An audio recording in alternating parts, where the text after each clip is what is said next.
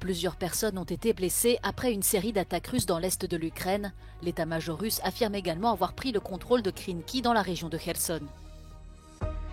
L'Union européenne s'entend sur un 13e paquet de sanctions contre la Russie. Il devrait être formellement approuvé samedi, soit 2 ans jour pour jour après le lancement de la guerre en Ukraine. À quelques jours du salon de l'agriculture à Paris, les agriculteurs maintiennent la pression sur l'exécutif. Le Premier ministre a détaillé les premières orientations d'un nouveau projet de loi agricole. La présidente de la Commission européenne, Ursula von der Leyen, est la seule candidate pour devenir la tête de liste du Parti populaire européen pour les élections européennes.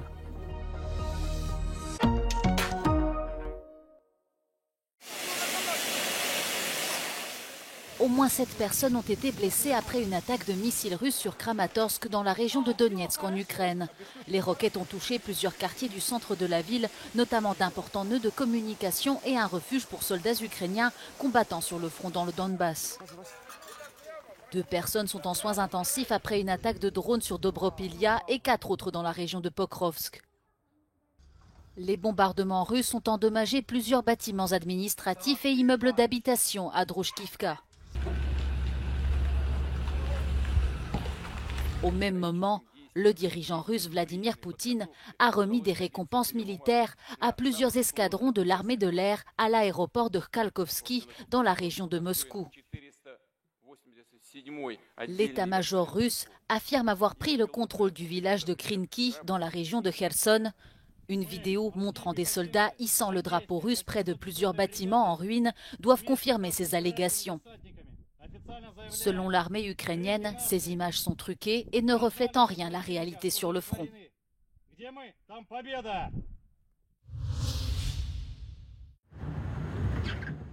La guerre n'a pas affaibli le transport ferroviaire en Ukraine. Au contraire, le conflit a souligné son importance dans le pays.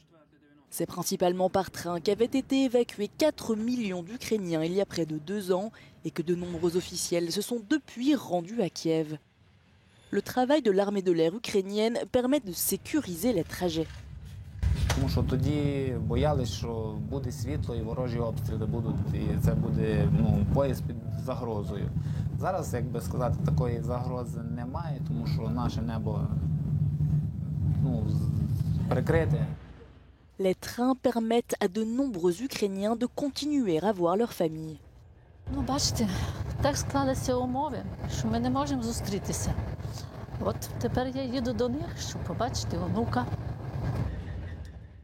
Les chemins de fer sont aussi au centre de l'économie de guerre ukrainienne. Marchandises du quotidien, personnel militaire et matériel nécessaire sur le front sont acheminés par train.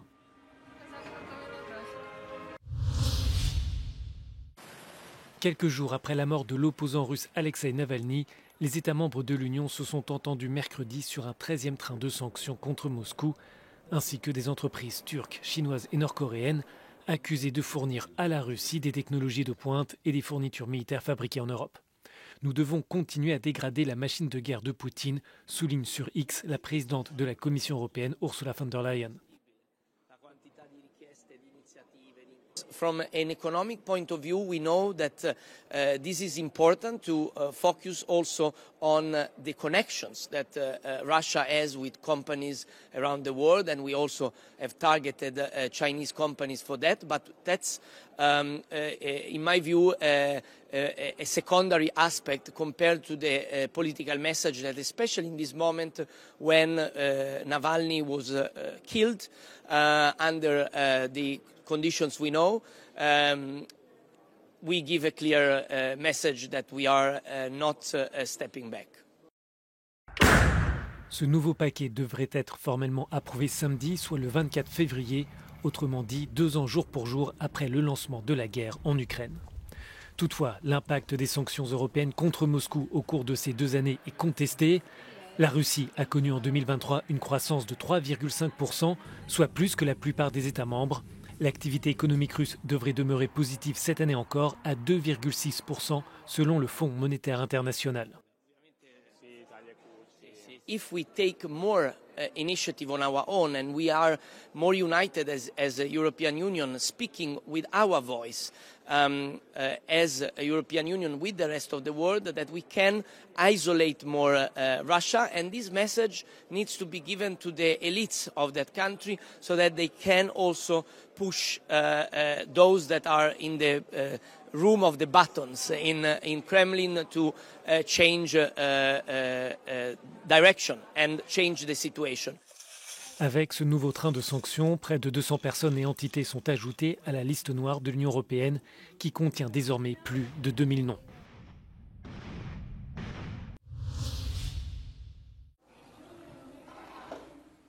Deux morts en Syrie après qu'une frappe israélienne a touché un immeuble à Damas mercredi. C'est ce que rapporte la télévision d'État syrienne, fait qui n'a pas été confirmé par Israël. Selon les autorités syriennes, les frappes auraient été lancées depuis le plateau du Golan, un territoire à l'ouest de la Syrie occupé par l'État hébreu. Depuis le début de la guerre avec le Hamas en octobre dernier, Israël a lancé de nombreuses attaques aériennes vers des territoires contrôlés par l'État syrien, attaques visant principalement des responsables du Hezbollah, envoyés du Liban pour soutenir le président syrien Bachar al-Assad.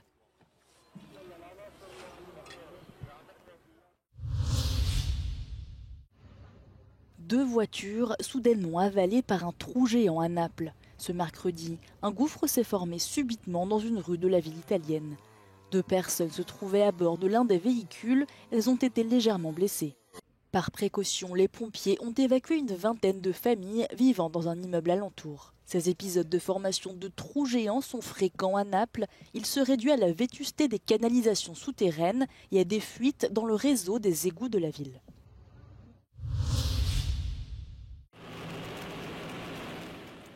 Alors que le mouvement de protestation des agriculteurs reprend un peu partout en France, le Premier ministre Gabriel Attal a tenu ce mercredi une conférence de presse pour détailler les principales orientations d'un nouveau projet de loi agricole et améliorer les rémunérations de ce secteur.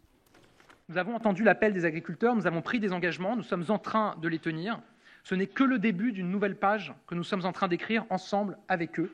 Gabriel Attal promet entre autres la création d'un statut spécial au secteur agricole, mais ces mesures sont jugées trop vagues par les manifestants. J'ai l'impression qu'ils sont en train de calmer la colère des agriculteurs pour essayer de rentrer dans le salon de l'agriculture. J'espère que ce n'est pas leur but, mais bon, il faut que ça soit vraiment acté, parce qu'il nous faut vraiment des actes concrets. 3 jours avant l'ouverture du salon de l'agriculture, un groupe d'agriculteurs a bloqué un tronçon d'autoroute entre Agen et Montauban. D'autres ont envahi les sièges de grands groupes agroalimentaires comme celui de Lactalis à Laval. Ils étaient des milliers à manifester mardi soir à Tirana devant la résidence du Premier ministre albanais qu'ils accusent de corruption. Un mouvement à l'appel d'un groupe d'opposition mené par l'ancien président et chef du gouvernement Sali Berisha. Ce dernier s'est d'ailleurs adressé aux manifestants par vidéoconférence depuis son domicile où il est assigné à résidence depuis décembre dans le cadre d'une enquête pour corruption. Selon lui, les accusations portées contre lui seraient purement politiques et seraient poussées par l'actuel Premier ministre Edi Rama. Depuis des mois, les députés de l'opposition réclament la création d'une commission pour enquêter sur des affaires de corruption présumées impliquant plusieurs hauts fonctionnaires. La présidente de la Commission européenne est la seule candidate pour devenir tête de liste du Parti populaire européen lors des élections européennes du mois de juin. Ursula von der Leyen a participé mercredi à une réunion du groupe, première force politique au sein du Parlement européen, qui lui a apporté son soutien et ouvre ainsi la voie à la responsable allemande qui souhaite être reconduite à la tête de la Commission. Le président du PPE est confiant quant à lui sur l'issue du scrutin continental. When I became party president, we only had 7 prime ministers and chancellors and head of states and government on the EPP table.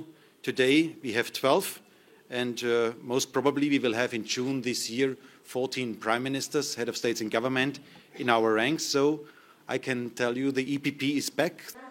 Selon les sondages, les chrétiens démocrates du Parti populaire européen devraient se maintenir comme première force politique dans l'Union. Mais il lui faudra trouver des alliés en vue de former une majorité dans l'hémicycle. Interrogée sur la possibilité de se rapprocher des eurosceptiques du groupe des conservateurs et réformistes européens, Ursula von der Leyen a immédiatement indiqué ses lignes rouges. The cut-off line is, do you stand for democracy? Do you defend our values? Are you very firm in the rule of law? Are you supporting Ukraine? And are you fighting against Putin's attempt to weaken and divide Europe? And these answers have to be very clear. Cette mise au point de la présidente de la Commission intervient après l'annonce par le Premier ministre hongrois Viktor Orbán de rapprocher son parti, le Fidesz, du groupe des conservateurs et réformistes après les élections européennes. Le dirigeant hongrois fait l'objet de critiques pour avoir retardé l'aide de l'Union à l'Ukraine et pour ses atteintes aux valeurs européennes. L'avertissement d'Ursula von der Leyen est aussi adressé au parti polonais Droit et Justice, déjà membre de la formation des conservateurs, et lui aussi pointé du doigt pour ses atteintes à l'état de droit. Son arrivée était scrutée par les photographes sur le tapis rouge. Martin Scorsese est invité au Festival international du film de Berlin pour recevoir un ours d'or d'honneur pour l'ensemble de sa carrière. Le réalisateur de 81 ans est également venu présenter son dernier film, Killers of the Flower Moon, un western avec les acteurs Leonardo DiCaprio et Robert De Niro. The Berlinale for me is really important because, you know, in 1980, I think it was, 43 years ago, we premiered Raging Bull here. And so it was a very special spot in my heart for Berlin. It took us a while to come back, but we came back with the Rolling Stones. We came back with the Rolling Stones, yes. Killers of the Flower Moon est nommé dans 10 catégories aux Oscars qui se tiendront le mois prochain, dont celle du meilleur réalisateur. D'autres stars sont également présentes à ce festival qui se tient jusqu'à dimanche, comme l'actrice américaine Sharon Stone.